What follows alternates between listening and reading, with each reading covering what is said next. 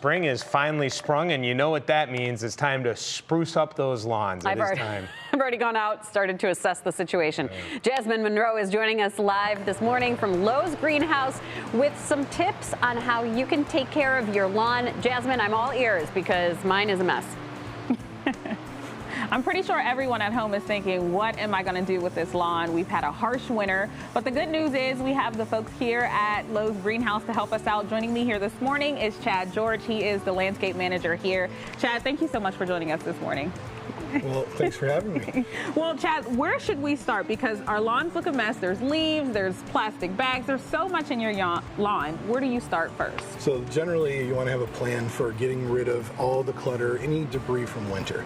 So a good cleanup of your yards and your beds is going to promote a healthy environment for a successful landscape moving forward. But we're not quite to the stage where plants are wanting to come out and give us that full color that we get from them, or that luster.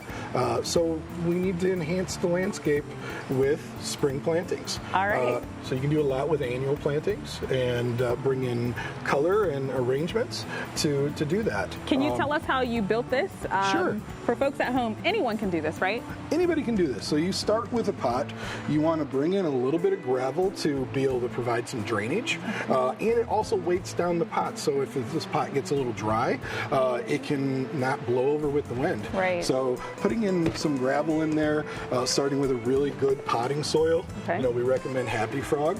It's a great potting mix. You fill the pot up at least to about 80% of it, and then you start with all of your larger plantings, put them in the back because that gives you area to plant in front. If you are doing a pot that is a 360 view, you take the larger plants and you put them in the center and you work all the way around. But generally, it is taking cuttings. Wow.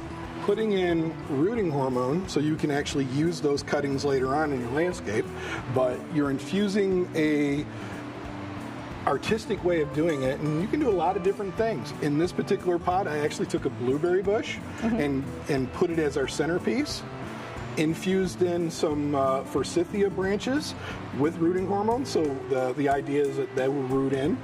And this can be a transition from spring into summer. Wow, that's not bad.